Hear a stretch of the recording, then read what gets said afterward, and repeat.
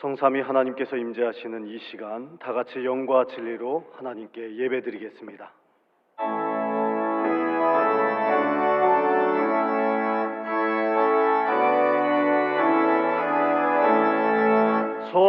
성도여 함께 할렐루야 아멘.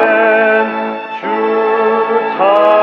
찬양하여라 할렐루야 아멘. 주 보좌 앞에서 택하신 은혜를 다 찬송하여라 할렐루야 아멘. 만문을 열어라 할렐루야 아멘. 온 하늘 울려라 할렐루야 아멘. 인부가 되시며 친구가 되신 주 그 사랑 끝없다 할렐루야 아멘. 주 찬양하여라 할렐루야 아멘. 찬양은 끝없다 할렐루야 아멘. 거룩한 집에서 주는 종일이며 늘 찬송 부르자 할렐루야 아멘. 성구교독은 교독문 58번 시편 133편입니다.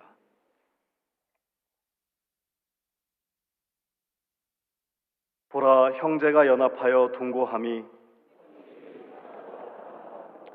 머리에 있는 보배로운 기름이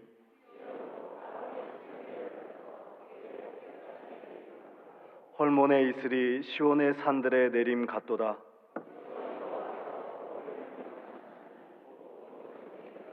아멘. 나는 전능하신 아버지 하나님 천지의 창조주를 믿습니다. 나는 그의 유일하신 아들 우리 주 예수 그리스도를 믿습니다.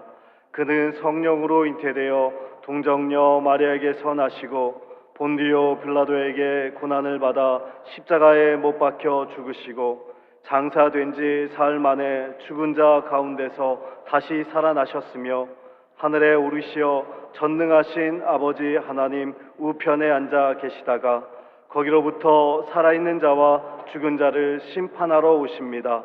나는 성령을 믿으며 거룩한 공교회와 성도의 교제와 죄를 용서받는 것과 몸의 부활과 영생을 믿습니다. 아멘.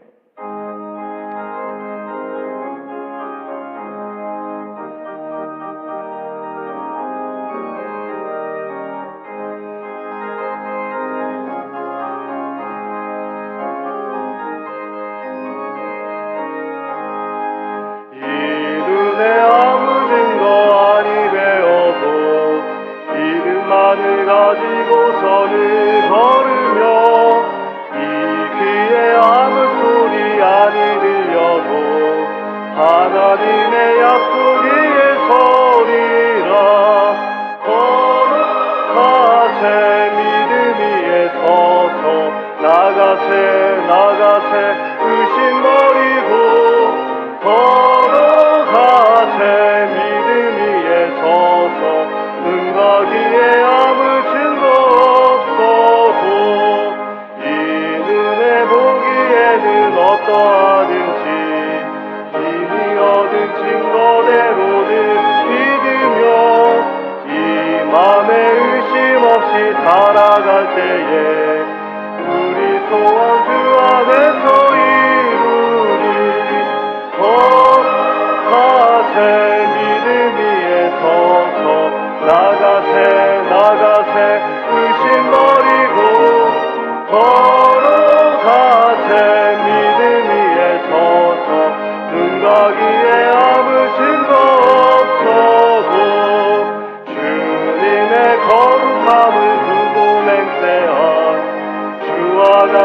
아버지는 참 기쁘다. 그 귀한 모든 약속 믿는 자에게 능치 못할 무슨 일이 있을까. 나가세 믿음 위에 서서 나가세 의심 버리고 걸어가세 믿음 위에 서서 눈과 귀에 아무 증거 없어도.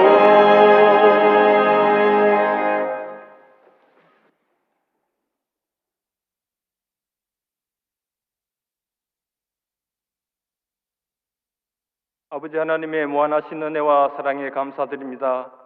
저희들을 사랑으로 먹이시고 날마다 푸른 초장으로 인도해 주심에 감사와 영광을 올려드립니다. 지금 이 순간도 하나님의 선한 목적과 섭리 가운데 저희들을 세상 가운데서 보호해 주시고 하나님을 아바 아버지라 부르는 귀한 자녀로 삼아 주심에 감사드립니다. 감당할 수 없는 큰 은혜를 누리며 사는 저희들이 그 은혜에 합당한 자들로 살아가게 하옵소서. 그러나 지나간 한 주간도 매사에 하나님보다 나를 앞세웠고 주님이 주신 마음보다는 저희의 짧은 지식으로 이에 타산하며 살아왔던 어리석음을 고백합니다.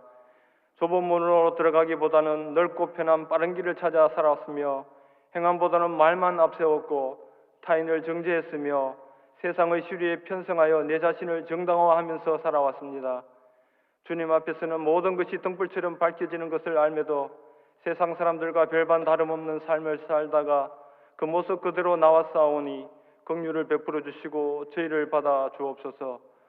또한 일주일에 한 번 주일 예배에 참석하여 하나님께 예배드리고 헌금하는 것으로 신앙생활을 완수하고 성도로서 내 할 도리를 다했다고 느끼며 살아가고 있지는 않은지요. 바라옵기는 모든 예배 때마다 말씀을 통하여 부어주시는 하나님의 은혜와 기쁨과 감격을 누리며 살아가게 하옵소서. 대형 산불로 피해를 입은 교회와 이재민들에게 주님의 위로와 힘과 용기를 주시고 돕는 손길을 통하여 교회와 삶의 터전이 속히 회복되게 하옵소서. 우리 교회도 영덕과 안동 지역의 이재민들이 긴급히 필요로 하는 물품과 지역사회에 신속하게 나누게 하시고 이재민들의 건강도 돌보게 하심에 감사드립니다. 지난주 주님께 드린 부활절 헌금으로 피해를 입은 교회들을 다시 세우는 데 사용되어서 교회가 회복되어 하나님의 사랑을 전하며 하나님께 영광을 돌리는 교회들이 되게 하옵소서.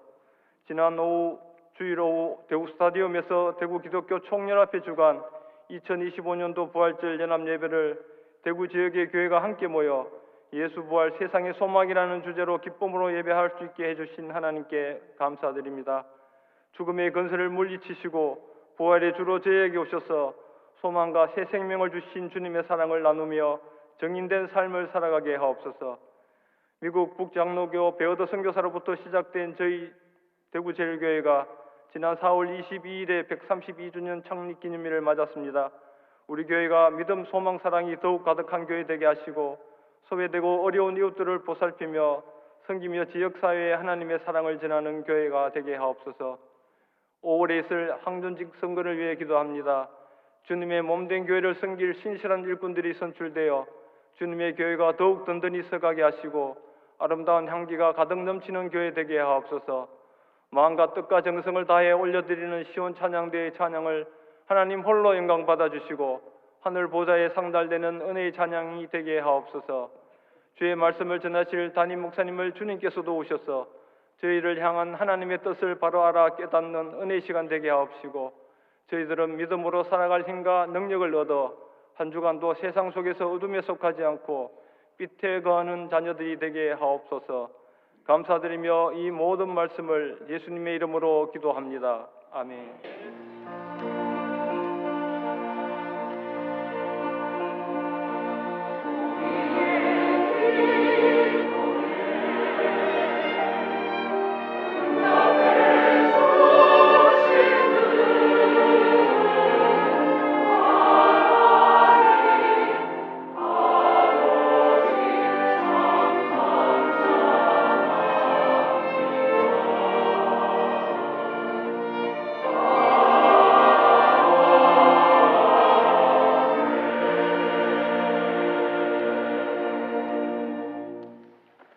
교회 소식을 전해드리겠습니다. 오늘 본교회에 처음 오신 분들을 주님의 이름으로 환영합니다.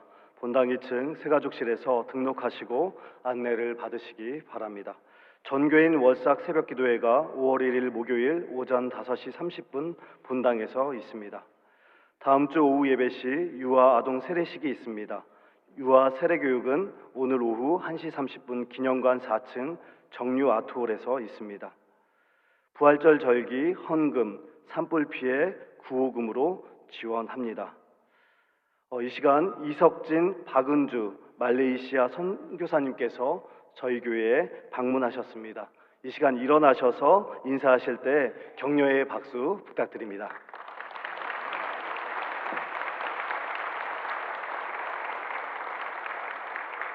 장례 광고입니다. 정성욱 집사님의 모친께서 별세하시어 23일 장례하였습니다.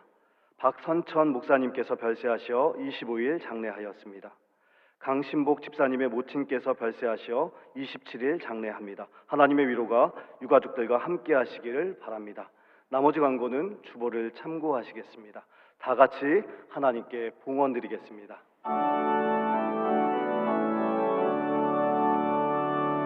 내게 있는 모든 것을 아낌없이 드리네.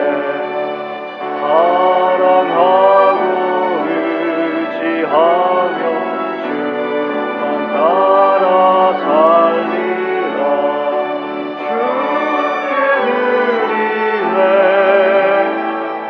주께 드리네. 사랑하는 구주 앞에 모두 드리네. 거룩하시고 은혜로우신 하나님 아버지, 오늘도 우리를 주님의 전으로 불러주시고 예배하게 하심을 감사드립니다. 우리가 정성껏 준비된 예물을 주님께 올려드리오니 기쁘게 받아주시고 이 헌금이 하나님의 나라와 복음 전파를 위해 아름답게 사용되게 하옵소서.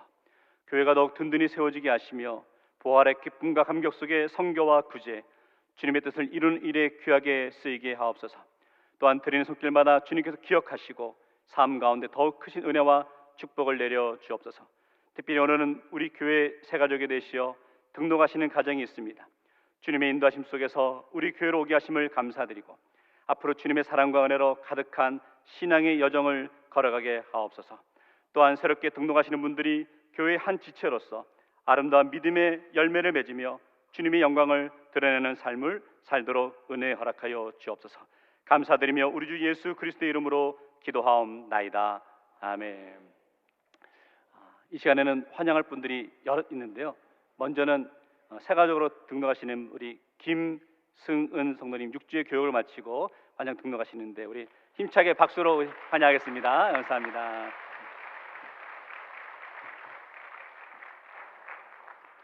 그리고 오늘 저희 교회 부모를 따라서 처음 우리 교회 출석한 아이가 있습니다. 노연우 아이가 있는데 잠 기도하겠습니다.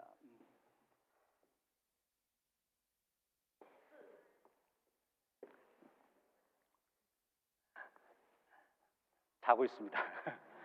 조용히 기도하겠습니다. 사랑하는 하나님 참 감사합니다. 연우가 믿음의 아빠 엄마를 만나서 이 땅에 태어나게 하여 주시고 오늘 건강한 모습으로 첫 교회에 출석하였습니다. 하나님, 우리 연우의 인생에, 연우의 삶에 이 시간이 가장 소중한 추억으로 늘 기억하게 하여 주시고 하나님의 사랑과 은혜 가운데 잘 자랄 수 있도록 인도하여 주옵소서.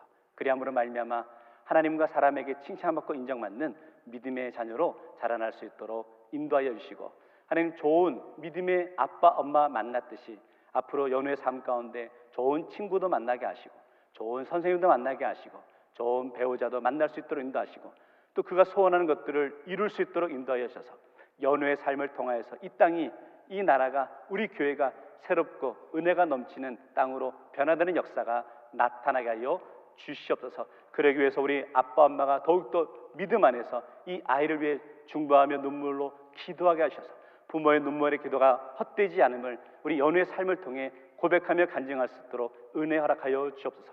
우리 대구제리 모든 성도들이 연우를 생각하면서 함께 중보하며 기억하며 기도할 수 있도록 인도하셔서 믿음의 공동체, 사랑에 넘치는 공동체, 세대와 세대가 함께하는 공동체를 이루어가는 축복도 허락하여 주옵소서. 예수님 이름으로 축복하며 기도하옵나이다. 아멘. 우리 처음 우리 아이가 출석하면 우리 장학금서를 드리는데 함께 드리겠습니다. 축하합니다. 엄마가 받아. 가르치시고.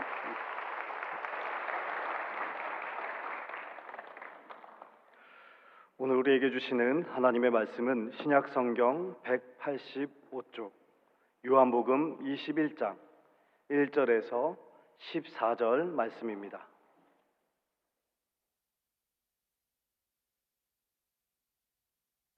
말씀을 봉독하겠습니다. 그 후에 예수께서 디베랴 호수에서 또 제자들에게 자기를 나타내셨으니 나타내신 일은 이러하니라. 시몬 베드로와 디두모라 하는 도마와 갈릴리 가나 사람 나다니엘과 세베대의 아들들과 또 다른 제자 둘이 함께 있더니 시몬 베드로가 나는 물고기 잡으러 가노라 하니 그들이 우리도 함께 가겠다 하고 나가서 배에 올랐으나 그날 밤에 아무것도 잡지 못하였더니 날이 새어갈 때 예수께서 바닷가에 서셨으나 제자들이 예수이신 줄 알지 못하는지라. 예수께서 이르시되 얘들아 너희에게 고기가 있느냐 대답하되 없나이다. 이르시되 그물을 배 오른편에 던지라 그리하면 잡으리라 하시니 이에 던졌더니 물고기가 많아 그물을 들 수 없더라. 예수께서 사랑하시는 그 제자가 베드로에게 이르되 주님이시라 하니 시몬 베드로가 벗고 있다가 주님이라 하는 말을 듣고 겉옷을 두른 후에 바다로 뛰어내리더라. 다른 제자들은 육지에서 거리가 불과 한 50칸쯤 되므로 작은 배를 타고 물고기든 그물을 끌고 와서 육지에 올라보니 숯불이 있는데 그 위에 생선이 놓였고 떡도 있더라. 예수께서 이르시되 지금 잡은 생선을 좀 가져오라 하시니 시몬 베드로가 올라가서 그물을 육지에 끌어올리니 가득히 찬 큰 물고기가 153마리라. 이같이 많으나 그물이 찢어지지 아니하였더라. 예수께서 이르시되 와서 조반을 먹으라 하시니 제자들이 주님이신 줄 아는 고로 당신이 누구냐 감히 묻는 자가 없더라. 예수께서 가셔서 떡을 가져다가 그들에게 주시고 생선도 그와 같이 하시니라. 이것은 예수께서 죽은 자 가운데서 살아나신 후에 세 번째로 제자들에게 나타나신 것이라. 아멘.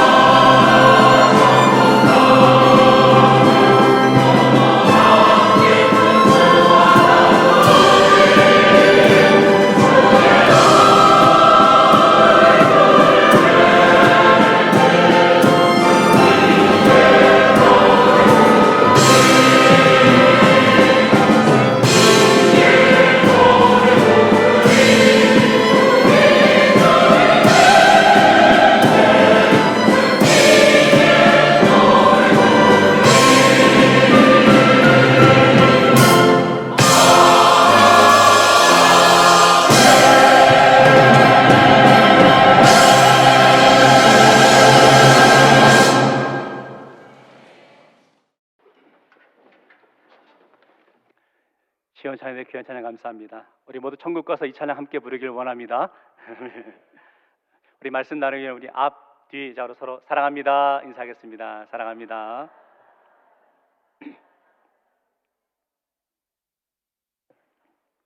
오늘은 부활 이후라는 제목으로 함께 말씀 나누겠습니다. 지난 한 주간 성도 여러분은 부활의 기쁨과 감격을 얼마나 삶 속에서 누리고 고백하며 시간을 보내셨습니까? 보통 부활주일 한 번만 부활의 메시지를 다루곤 하죠. 그런데 사실 그렇지 않죠. 날마다 부활의 기쁨과 감격의 고백이 우리 삶 속에 나타나야 될 줄 믿습니다. 사순절은 우리가 40일 동안 십자가를 묵상하고 주님의 권한을 묵상하죠. 근데 부활주일이 되면 하루만 부활 찬송을 부르고 달걀을 나누고 끝인 것처럼 생각하는 분들이 있다는 거죠. 그것은 잘못되었다는 거죠.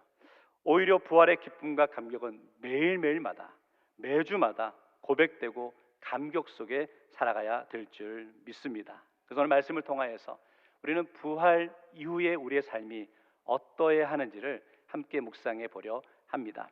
누구에게나 인생의 과거가 있는데 과거의 시간 가운데 기억하고 싶은 일도 있지만 기억하고 싶지 않은 상처, 아픔, 때로는 부끄러운 모습이 있기도 마련입니다. 제가 공예배를 처음 어른 설교했을 때가 교육전사 처음 시절에 25살 때였습니다. 그때 담임 목사님께서 출타하시면서 저에게 수요예배 설교를 맡기셨습니다.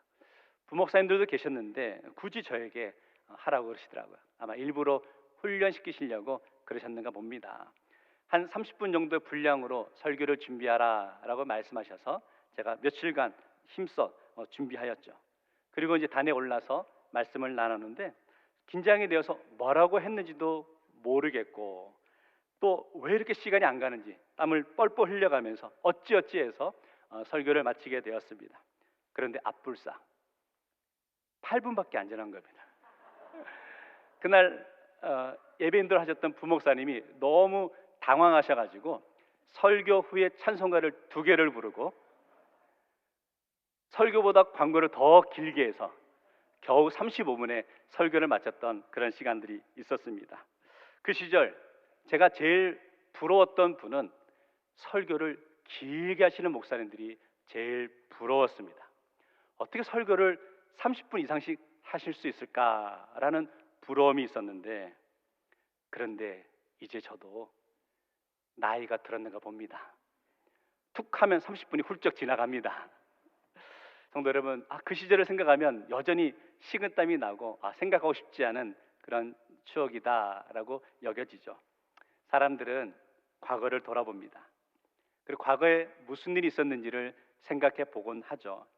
그런데 과거에 좋은 시간들도 있었지만 제가 말씀드린 것처럼 과거에 좀 부끄럽기도 하고 때로는 다른 사람에게 내세우기 좀 어려운 그런 시간들도 있었을 것 같습니다. 그런데 때로는 혹시 성도 여러분, 우리 인생 가운데 과거에 나에게 상처를 준 그 사람을 아직도 해결하지 못해서 마음의 깊은 상처 가운데 있는 분들이 있지는 않으신지요? 과거에 실패했던 시간 때문에 망설임으로 인해서 앞으로 한 발짝도 내딛지 못하는 인생을 살고 계신 분이 있지는 않으시냐는 겁니다. 이처럼 우리가 인생을 살아가면서 과거의 시간이 우리 인생을 자꾸 가로막고 있을 때가 있는 거죠. 그렇다면 왜 우리의 과거의 상처, 과거의 실패가 우리의 발목을 자꾸 붙들고 있을까요? 그것은 우리의 삶에 대한 용서가 없기 때문이죠.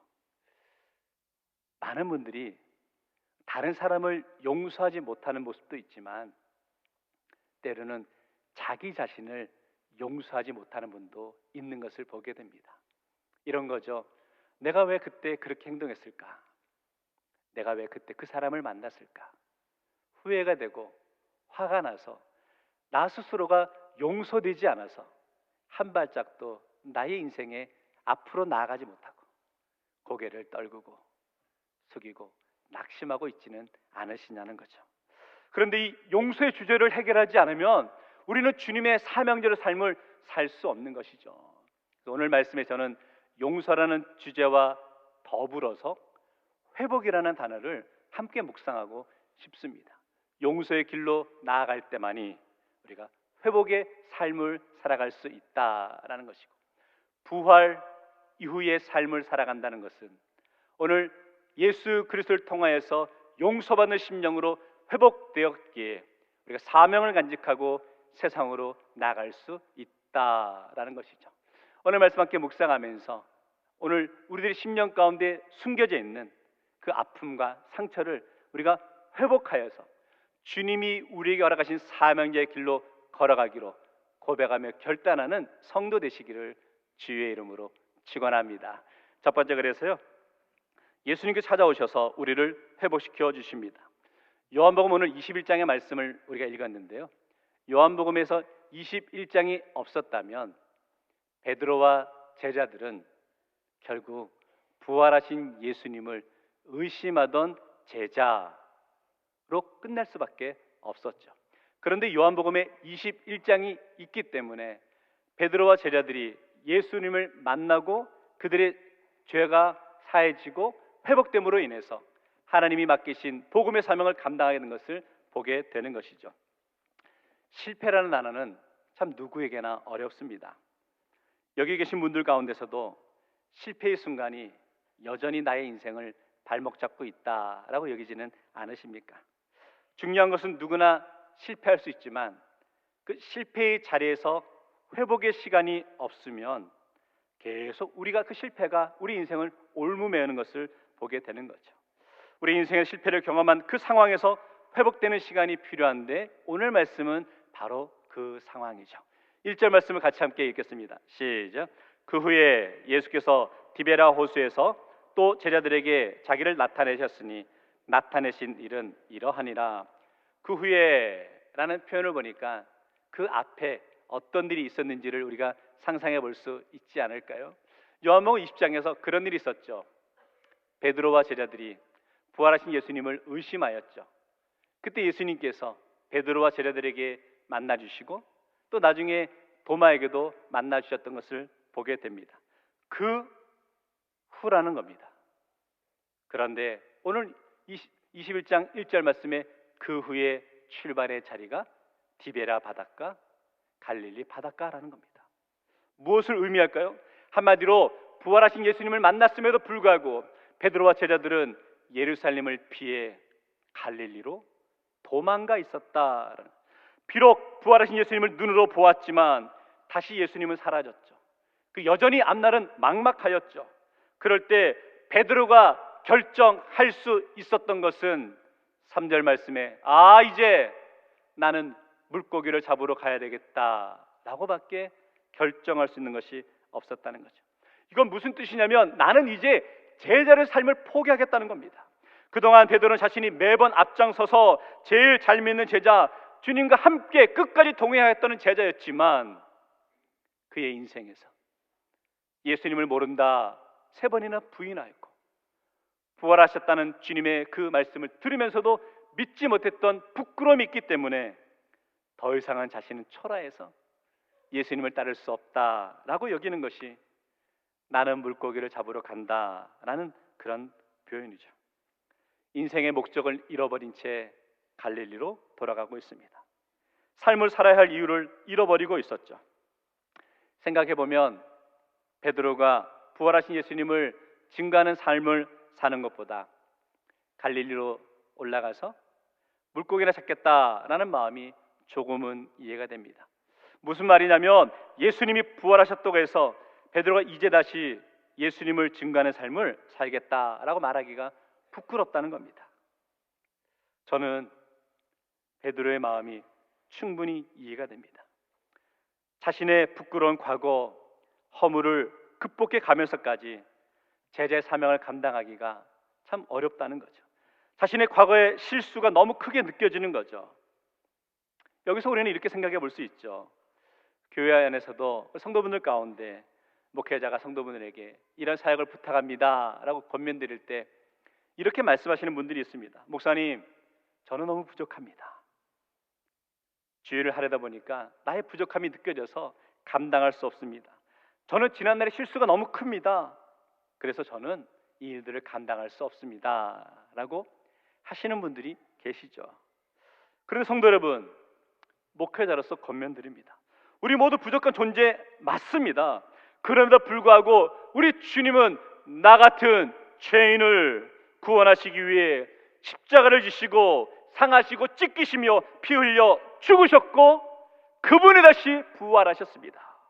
우리가 하나님의 은혜를 고백한다면 과거의 나의 부끄러움과 나의 실수와 허물은 극복할 수 있어야 되지 않을까요? 이것이 부활하신 주님을 경험하며 고백하는 성도의 간증이 되어야 한다는 거죠. 부활 이후에 우리의 모습은 어떠시냐는 거예요. 여전히 과거의 실수, 과거의 연약함에 발목이 잡혀서 여전히 죄악 속에 헤매고 계시지는 않으시냐는 거예요. 그래서는 안 된다는 거죠.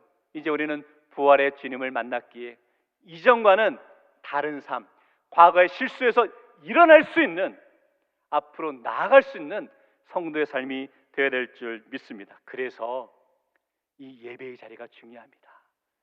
성도 여러분, 우리가 부활하신 주님을 만나는 예배의 자리를 사모하십시오. 그리고 이 자리에서 부활하신 주님을 만나십시오.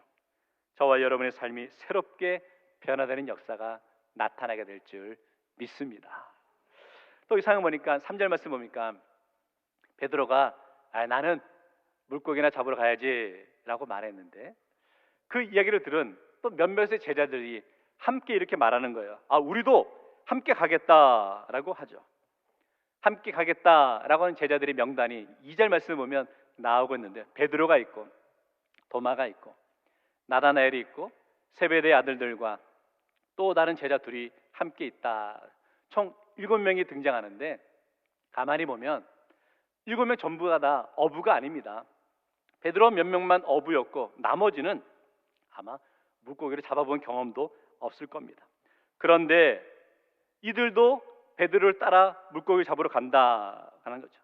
어부도 아닌 제자들이 베드로를 따라 물고기를 잡으러 간다라는 것은 쉽게 표현하면 그냥 따라간 겁니다. 그냥. 너무나 안타깝고 답답합니다. 베드로와 어부들이야 그래도 자신들이 해오는 거니까 그럴 수 있다 여기죠. 그런데 어부도 아닌 제자들이 아무 생각 없이 베드로를 따라간다라는 거죠. 그저 물고기 잡으니까 나도 한번 가보겠다라는 표현이죠. 왜 이런 모습이 나타날까요? 생각해 보았으면 좋겠습니다.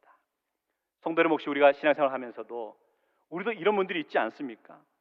소위 묻어가는 신앙생활을 하시는 분들이 있지 않으시냐는 거죠. 누가 이렇게 하니까 나도 그렇게 따라가야지, 누가 저렇게 하니까 나도 그렇게 해야지 라며 묻어가는 신앙생활 하시는 분들이 있지 않으시냐는 거예요. 왜 이런 일이 벌어질까?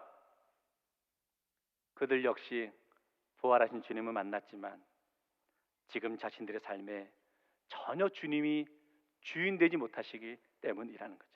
예수님이 부활하신 것은 알겠어요. 그러나 자신들의 삶에는 전혀 영향도 없고 의미가 없다는 거죠. 정리해 볼까요? 혹시 우리 가운데서도 과거의 시간에 성도분들 가운데 주님께 실망했던 그런 시간들이 있으시지 않으셨습니까? 정말 간절히 바랬는데 이루어지지 않아 주님 앞에 눈물 흘리며 따지면서 주님 어떻게 저에게 그러실 수 있습니까? 내가 주님 잘 섬기겠다고 하지 않았습니까? 내가 믿음으로 잘 살아보겠다고 말씀드리지 않았습니까? 그런데 어떻게 나에게 이런 아픔을, 이런 상처를 주실 수 있으십니까? 라고 하면서 조금은 주님 곁을 멀리 떠나 있지는 않으십니까? 주의 일을 한다고 했는데 돌아오는 것은 오해와 갈등으로 인해서 실망하시지는 않으셨습니까?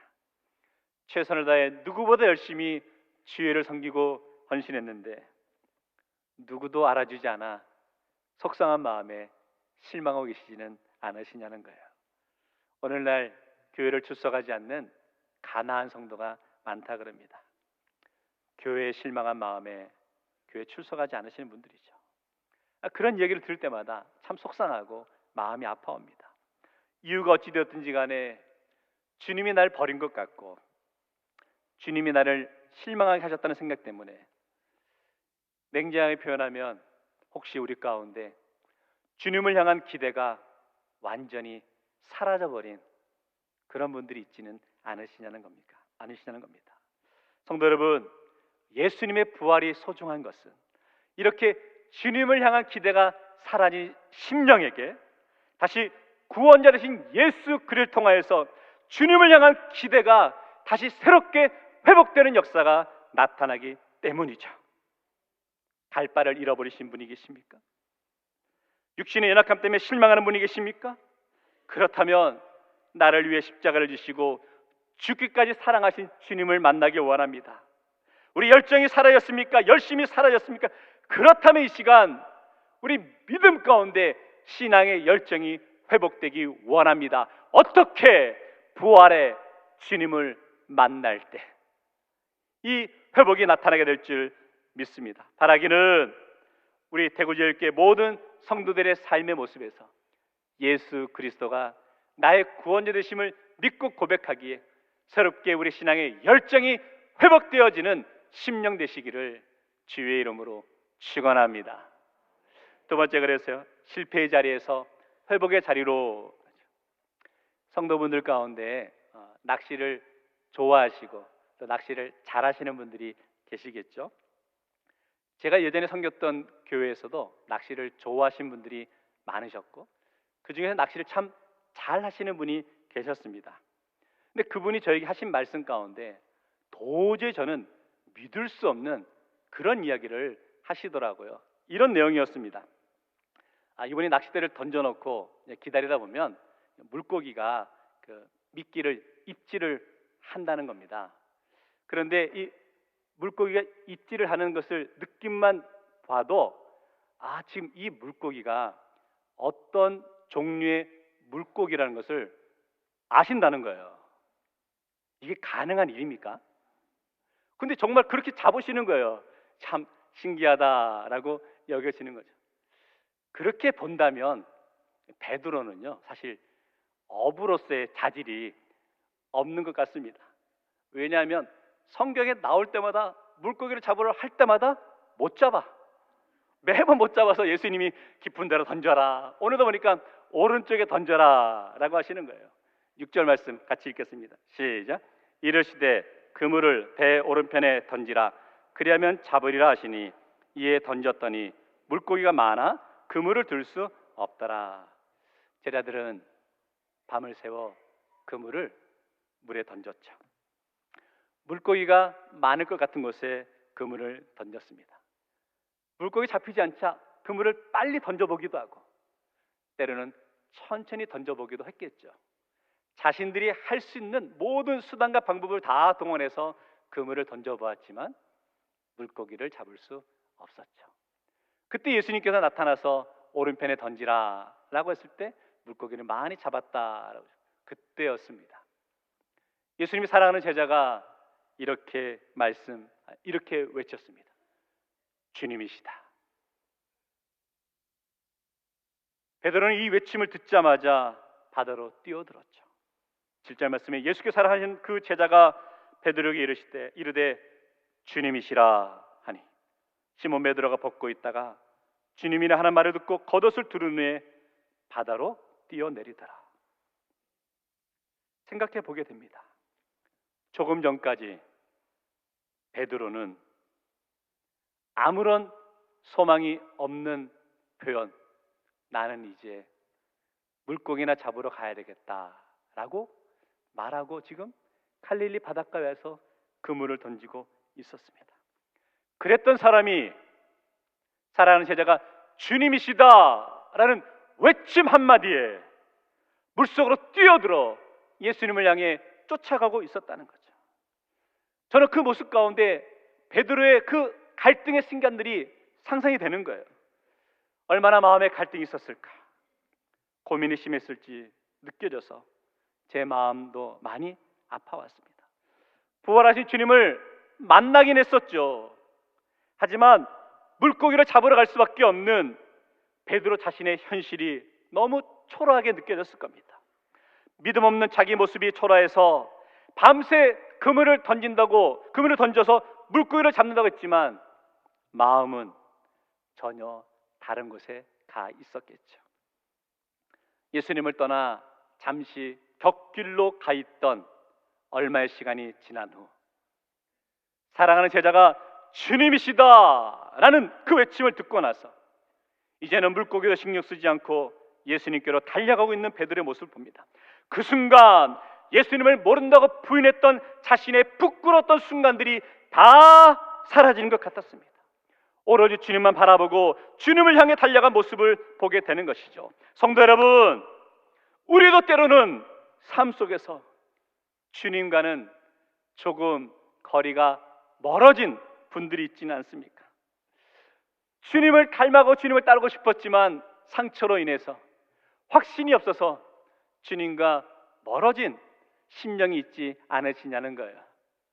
그렇다면 성도 여러분, 오늘 이 시간 여러분의 마음에, 여러분의 귓가에 들리는 이 음성을 들으시기 바랍니다. 주님이시다. 오늘 그 음성이 여러분의 마음을 바꾸고 위로되고 변화되기를 원합니다. 베드로처럼 주님이시다 라는 그 메시지에 과거의 상처와 부끄러움을 떨쳐버리고 주님께로 뛰쳐나갔듯이 오늘 여러분의 상처와 아픔, 그래서 한 발짝도 내딛지 못하는 그런 순간이시다면 오늘 주님이시다 라는 그 음성을 듣고 우리 예수님께로 나아올 수 있는 심령이 되길 원합니다. 그것이 부활하신 주님을 만난 저와 여러분의 신앙 고백이 되어야 할 줄 믿습니다. 오늘 말씀에서 예수님의 섭리는 참 오묘합니다. 이제 예수님께서 제자들을 이제 초대하시죠. 아침을 준비해 놓으시고 이제 제자들을 부르시는데 우리 9절 말씀에 이런 말씀이 있어요. 육지에 올라보니 숯불이 있는데 그 위에 생선이 놓였고 떡도 있더라. 말씀에서 예수님께서 숯불을 준비해 놓으셨다라고 합니다. 오늘 본문 이후의 내용을 우리가 다 잘 아는 내용인데 이런 거죠. 식사를 마친 후에 숯불 앞에서 예수님께서 베드로에게 똑같은 내용의 질문을 3번 하셨는데 그 내용이 뭡니까? 네가 나를 사랑하느냐라는 질문이었죠. 15절 말씀 같이 함께 읽겠습니다. 시작. 그들이 조밥 먹은 후에 예수께서 시몬 베드로에게 이르시되 요한의 아들 시몬아 내가 이 사람들보다 나를 더 사랑하느냐 하시니 이르되 주님 그러하나이다. 내가 주님을 사랑하는 줄 주님께서 아시나이다. 이르시되 내 양을 먹이라 하시고 숯불 앞에서 3번 예수님께서 베드로에게 물으셨어요. 본문에 숯불, 불이 등장하는데 성경에서 보통 불은 헬라어로 피르라고 표현합니다. 그런데 오늘 본문에서는 피르가 아니라 안나기아라는 독특한 단어를 사용하고 있죠. 이 안나기아라는 단어가 신약 성경에서 오늘 본문 말고 다른 곳에 딱 한 번 더 언급된 상황이 있었는데 그 상황이 바로 요한복음 18장 18절의 상황이었습니다. 그때가 추운 거로 종과 아랫 사람들이 불을 피우고 서서 쬐니 베드로도 함께 서서 쬐더라. 무슨 말이냐면 베드로가 예수님을 모른다라고 부인했던 실패의 자리에 뭐가 있었다고요? 숯불, 불이 있었다는 거죠. 그런데 오늘 본문에서 예수님께서는 참 예수님 성격도 얄궂으신지 숯불 앞에서 베드로에게 똑같이 3번 네가 나를 사랑하느냐라고 묻고 계신 거죠. 그것도 3번씩이나. 이것은 어떤 의미일까요? 이것이 예수님의 배려요, 예수님의 사랑이라는 겁니다. 우리는 그런 마음이 있어요. 내가 실패한 자리는 다시 가고 싶지 않습니다. 내가 실패한 상황과 형편에 놓이고 싶지 않아요. 그래서 우리가 택하는 방법이 뭐냐? 그 자리를, 그 상황에서 피하려 하죠. 도망가려 하는 거예요. 그런데 오늘 예수님은 베드로가 숯불 앞에서 나는 예수를 모른다 라고 부인했던 그 자리에서 베드로의 신앙을, 베드로의 마음을 회복시키시는 거예요. 네가 나를 사랑하느냐라고 묻고 있는 것을 보게 되는 거죠. 사람 때문에 상처받아 피해 있는 심령을 만나주시면서 네가 나를 사랑하느냐라고 묻고 계십니다. 건강 때문에 힘들어하며 낙심하고 심령에게 우리 주님 찾아오셔서 네가 나를 사랑하느냐라고 묻고 계시죠. 경제적으로 힘들어서 이제는 모든 걸 다 포기해야 되겠다라고 여기는 그 상황에서 우리 예수님은 우리에게 이렇게 묻고 계시네요. 네가 나를 사랑하느냐? 오늘 우리에게 필요한 것은 내 인생의 실패와 넘어짐의 자리에 머물러 있어서는 안 된다는 거죠. 다시금 그 자리에서 일어나십시오. 성도 여러분, 생각지 못한 실패의 상황, 조건으로 인해 주저앉아 있습니까? 더 이상은 인생에 소망이 없다고 여기십니까? 말씀 하나님께서는 결코 그 사랑하는 심령을 내버려 두지 않으시고 끝까지 붙잡아 주신다라고 말씀합니다. 이제 주님께서 저와 여러분도 끝까지 붙잡아 줄 줄 믿고 믿음으로 담대히 일어설 수 있기를 원합니다. 이 예배의 자리가 부활하신 주님을 만남으로 저와 여러분 인생의 상처의 자리가 회복되어지는 역사가 나타나길 주의 이름으로 축원합니다. 말씀 정리하겠습니다. 회복의 자리에서 새로운 소망을 간직하게 됩니다. 베드로와 제자들이 갈릴리에서 예수님을 다시 만났다는 것은 그저 예전의 추억을 되살리자 이거 아니었죠. 하나님의 은혜로 새로운 출발의 자리로 가기 위해 만난 사명자의 자리였음을 보게 되는 것이고, 오늘 베드로는 부활하신 주님을 만남으로 그의 영적인 모습들이 회복되었고 복음을 전하는 사명자로 새롭게 출발하는 것을 보게 되는 것이죠. 성도 여러분, 선포합니다. 우리 모두 회복에 대한 열망이 있어야 합니다.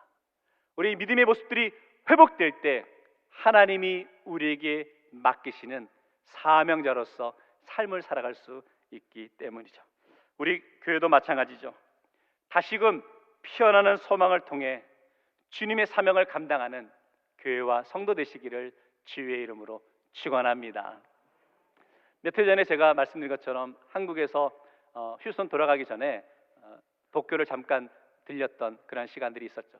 그때 방문했던 미술관이 있는데 국립신미술관이었습니다.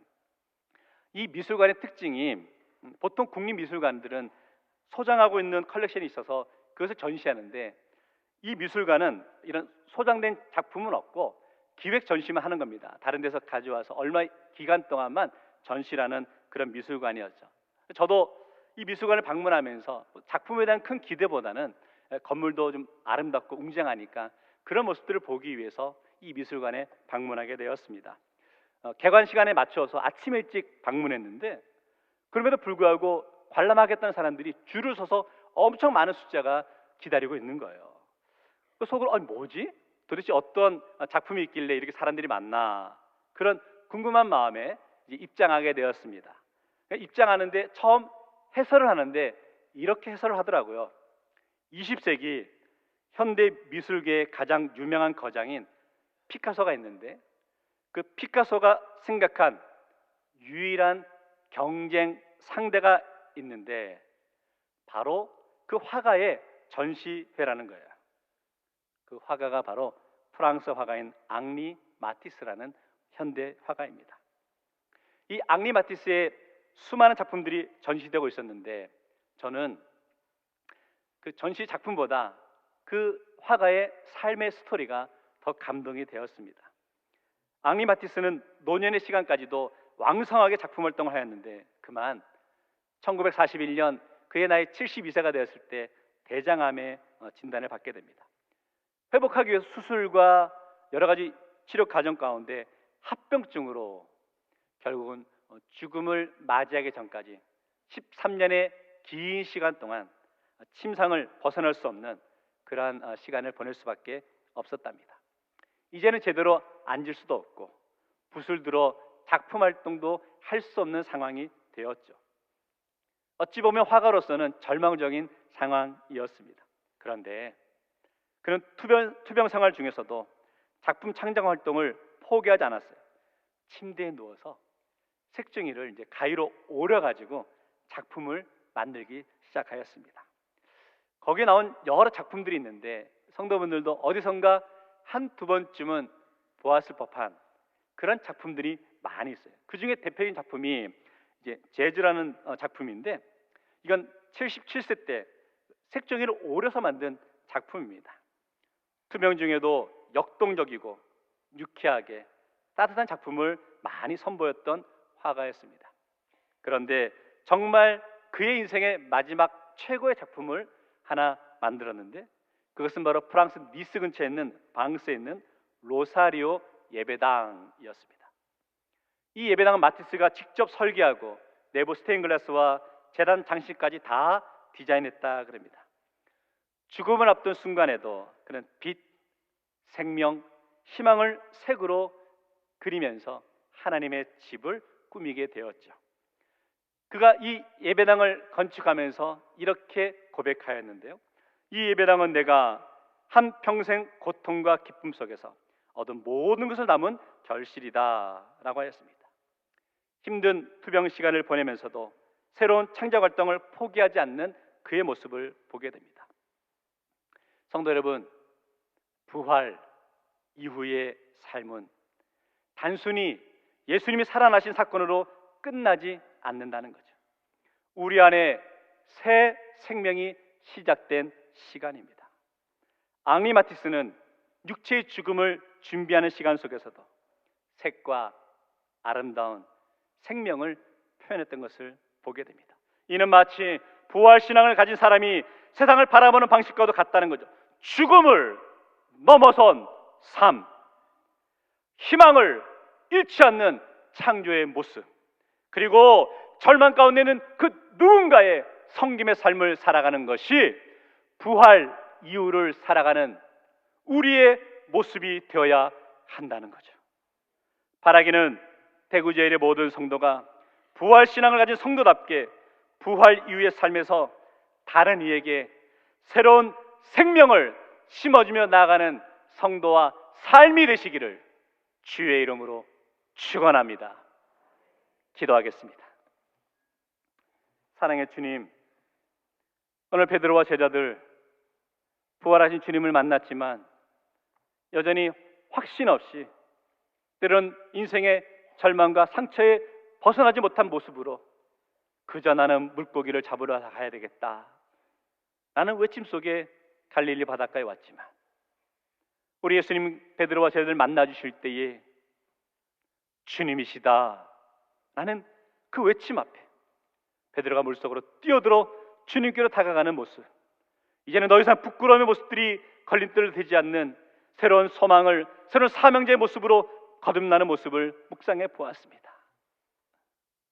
오늘 우리 대구제일의 성도들 마음 가운데 인생의 실패와 또한 낙심의 상황을 위해서 우리 인생을 발목 잡고 있던 순간이 있다면 다시 한번 주님이시다 라는 고백을 통해 주님 앞으로 과감히 나올 수 있는 10년도 될 수 있도록 인도하여 주시고, 이제는 부활의 소망을 간직한 성도답게 부활 이후의 삶의 모습에서 죽음의 자리에서 소망을 고백하며 나아갈 수 있는, 절망의 자리에서 기쁨을 노래하며 나아갈 수 있는 믿음의 성도들 될 수 있도록 은혜 허락하여 주옵소서.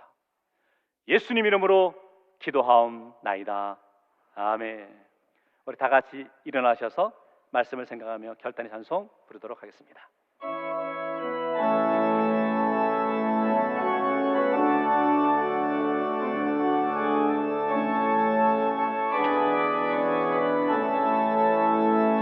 괴로울 때 주님의 얼굴 보라, 영화의 주님 바라보아라. 세상에서 시달린 친구들아, 위로의 주님 바라보아라. 눈을 눈을 들어 주를 보라. 내 모든 염려 주께 맡겨라. 슬플 때에 주님의 얼굴 보라. 사랑의 주님 안식 주리라. 힘이 없고 내 마음 연약할 때 능력의 주님 바라보아라. 주의 이름 모든 자는 힘주시고 늘 지켜주시. 눈을 들어 주를 보라. 내 모든 염려 주께 맡겨라. 슬플 때에 주님의 얼굴 보라. 사랑의 주님 안식 주리. 눈을 들어 주를 보라. 눈을 들어 주를 보라. 내 모든 염려 주께 맡겨라. 슬플 때에 주님의 얼굴 보라. 사랑의 주님 안식 주리라. 주님, 여전히 우리 믿음의 성도들 가운데 고개를 떨구고 인생의 절망과 좌절 가운데, 상처 가운데 한 발짝도 앞으로 내딛지 못하는 연약한 모습이 있다면 오늘 주님이시다. 이 외침 가운데 우리의 마음을 뜨겁게 변화시켜 주시고 이제는 부활의 기쁨과 감격 속에 온 세상을 향해 부활의 소망과 확신 가운데 증명하며 나갈 수 있도록, 고백하며 결단하며 나갈 수 있는 성도 될 수 있도록 역사하여 주시옵소서. 이제는 우리 주 예수 그리스도의 은혜와 하나님 아버지의 극진하신 사랑과 성령님의 교통 역사 감화하심이 부활의 확신 가운데 부활의 소망을 세상 속에 증명하며 나가기로 고백하며 결단하는 우리 대구제의 모든 성도들과 가정과 자녀들의 삶 속에 이 나라와 이 민족 위에 지금부터 영원토록 함께 하옵기를 간절히 축원하옵나이다. 아멘.